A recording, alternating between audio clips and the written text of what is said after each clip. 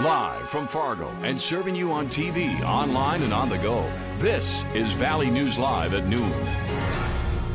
Snow-covered roadways becoming a trend this week. I was in Breckenridge where it was covered for hours, and it's still going. Well, let's check in with meteorologist Lisa Green to see what else we should expect across our area.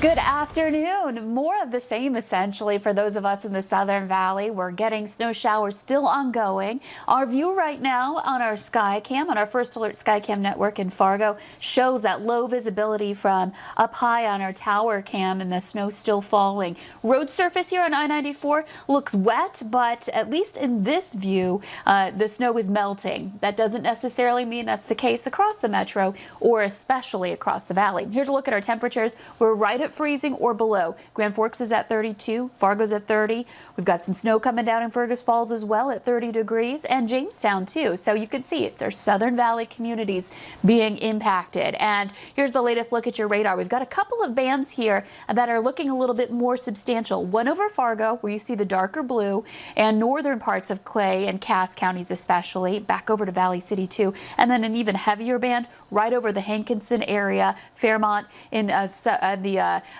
Richland and into the Wilkin County areas, even stretching up toward Fergus Falls. And that's kind of where we've been seeing some of the heavier snow and where those totals are really adding up. Northern Valley, a lot quieter for you. Doesn't mean you won't see snow or a little bit of some flurry activity, but the focus is definitely in the south, where visibility remains low in a lot of places. Fargo, Jamestown, over to Park Rapids, all reporting less than a mile of visibility right now. So those roads still a struggle to drive on here with the low visibility and the slick spots. Here's some of our snowfall reports. We're getting more and more places reporting that 4, 5, 6 inch range for your totals. Fargo so far about an inch of snow, but it keeps falling. So we're going to count those totals throughout the day. And of course, I'll have your forecast for you coming up in just a couple of moments. Definitely make sure to stay tuned with you as the snow is continuing to fall down. Thanks, Lisa. Well, make sure you have the Valley News Live Storm Team weather app so you can keep up with the weather anytime, anywhere. You'll get the latest forecast and conditions so you can plan your day. Just search VNL Weather in the App Store and download it for free. Now, the winter storm hits the Southern Valley and continues coming down. You can look on your screen and see this video. Those living in Breckenridge saw over 4 inches of snow-covered roadways. Plows have not been seen all day long, creating more caution for driving heading down the roadways. Wilkin and Richland County says they have not reported to any accidents all day long. Use your defensive driving lessons when traveling on snow-covered roadways.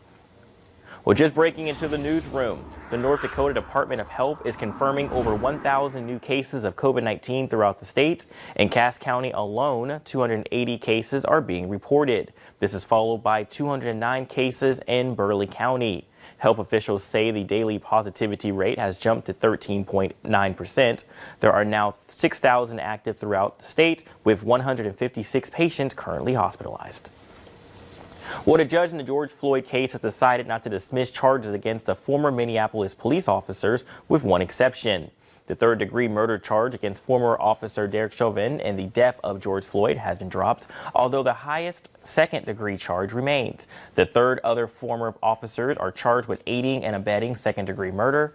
All three had requested to have charges against them dismissed, but request was denied. A man is now charged after Fargo police say he pointed a gun at a group of people in downtown Fargo. 27-year-old Jesse James Barnett is charged with 1 count of felony terrorizing. Documents say an officer was flagged down behind the Bismarck Tavern around 1:30 Wednesday morning for the waving of a gun outside. Now, the victim told officers a verbal argument began inside the Bismarck and said, and so there was more issues along with this as well. Also want to let you know that the Bismarck said we're outside, he saw Barnett pointing the gun and feared for everyone's life. Officers searched Barnett's car and located the handgun and drugs. Barnett will be in court again on November 19th. Now, plexiglass dividers were being sent into place ahead of tonight's debate between President Trump and former Vice President Joe Biden. Also keeping the two separate, a mute button that will give each candidate 2 uninterrupted minutes to speak at the start of each topic. CBS's Natalie Brand is in Nashville with the latest on the campaign and what voters want to hear tonight.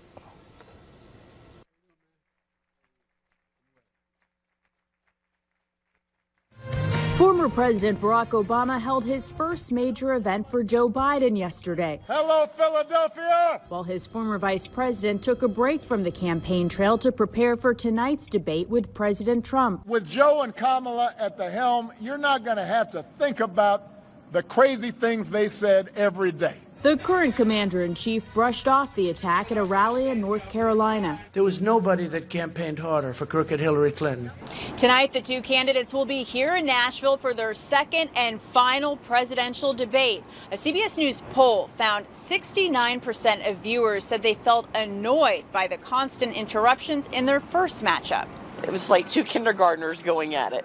Many voters say their minds are made up, but still want to see a debate that's focused on the issues. Rather than the personal attacks that are going on. President Trump says he may interrupt Biden less and hopes he trips himself up, and is also expected to bring up Hunter Biden's work overseas. The Bidens got rich while North Carolina and our country got robbed. Last night, national security officials announced Iran and Russia obtained voter registration data to try to influence the election. The great women and men of the intelligence community caught this activity immediately. You should be confident that your vote counts. They accused Iran of imitating a right-wing group and sending emails to Democratic voters that threaten to come after them unless they vote for President Trump. Natalie Brand, CBS News, Nashville.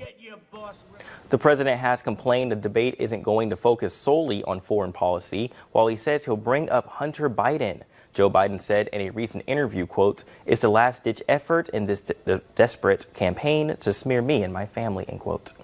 Well, coming up at noon, we take a look at how some people may be mixing up allergies with COVID symptoms. And look at the sky cam, snow continuing to come down. Weather up next to Plan Your Day.